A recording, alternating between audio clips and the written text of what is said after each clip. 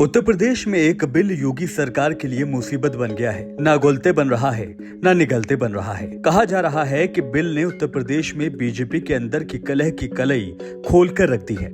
योगी सरकार ने विधेयक विधानसभा से पास तो करा लिया, लेकिन जब विधान परिषद में पहुंचा तो विपक्ष छोड़िए बीजेपी के लोगों ने ही बिल अटका दिया। कहा कि बिल को समीक्षा की जरूरत है, इसे सेलेक्ट कमेटी में डाला जाना चाहिए। ध्वनिमत से बिल सेलेक्ट कमेटी के पास भेज दिया गया, यानी 2 महीने के लिए बिल लटक गया।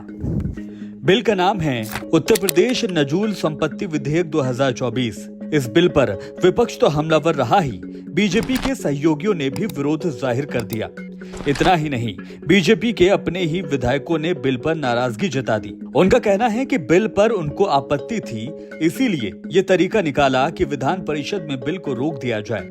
सवाल है कि इस बिल में ऐसा क्या है जो बीजेपी को पार्टी के अंदर ही विरोध का सामना करना पड़ रहा है। नजूल की जमीन क्या होती है? विधेयक के बारे में जानने से पहले ये समझने की जरूरत है कि नजूल की जमीन क्या होती है।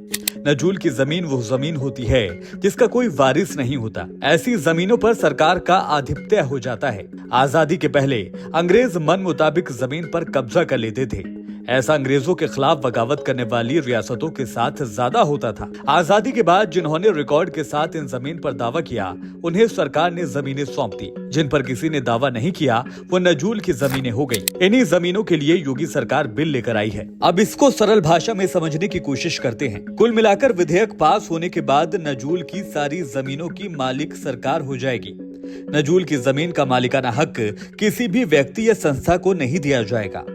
अभी तक जो व्यवस्था है उसके मुताबिक सरकार नजूल की जमीन की मालिक होती है और लीज पर जमीन देती है, यानी मालिक तो सरकार है, लेकिन जमीन का इस्तेमाल कोई और कर सकता है। नए विधेयक के मुताबिक सरकार जमीन के मालिक तो पहले से ही है, अब इस्तेमाल भी सरकार ही करेगी। जिनके पास नजूल की जमीन पहले से है, उनकी लीज नहीं बढ़ाई जाएगी। उन्होंने नजूल की जमीन पर अपना मालिकाना हक हासिल करने के लिए जो आवेदन किया है उसे रद्द कर दिया जाएगा। जिन्होंने नजूल की जमीन पर स्वामित्व हासिल करने के लिए अदालत का सहारा लिया है, उनके मुकदमे रद्द हो जाएंगे।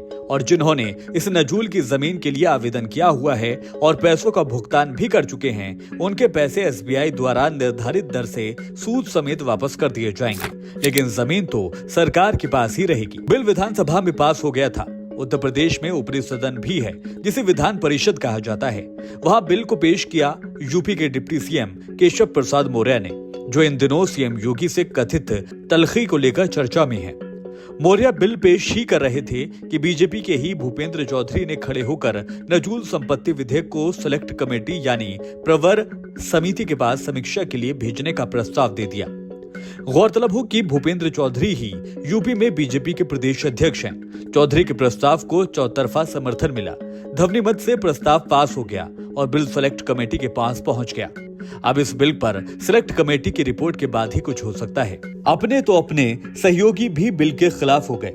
अपना दल की अध्यक्ष और केंद्रीय मंत्री अनुप्रिया पटेल ने सोशल मीडिया साइट X पर लिखा, नजूल भूमि संबंधी विधेयक को विमर्श के लिए विधान परिषद की प्रवर समिति को आज भेज दिया गया है। व्यापक विमर्श के बिना लाए गए नजूल भूमि संबंधी विधेयक के बारे में मेरा स्पष्ट मानना है कि ये विधेयक न सिर्फ गैर जरूरी है, बल्कि आम जनमानस की भावनाओं के विपरीत भी है। उत्तर प्रदेश सरकार को इस विधेयक को तत्काल वापस लेना चाहिए और इस मामले में जिन अधिकारियों ने गुमराह किया है, उनके खिलाफ सख्त कार्रवाई होनी चाहिए। ये तो बाहर की बात है, असल खेल विधानसभा में हुआ। बिल पर चर्चा के दौरान ही बीजेपी के विधायक ने विरोध जाहिर कर दिया। प्रयागराज से बीजेपी विधायक हर्षवर्धन वाजपेयी ने सदन में कहा, अगर सरकार 1 या 2 संपत्ति ले लेती है तो कुछ नहीं बदलेगा, लेकिन मैं उन लोगों की बात कर रहा हूं जो 1 या 2 कमरों की झुग्गियों में रहते हैं। प्रयागराज में उन्हें सागर पेशा कहा जाता है। ये शब्द ब्रिटिश राज से आया है, जहां शागिर्द पेशा सेवा में अनुयायी को बंगलों के पास जगह दी जाती थी। ये परिवार ब्रिटिश राज के समय से वहां रह रहे हैं, 100 साल से भी पहले से।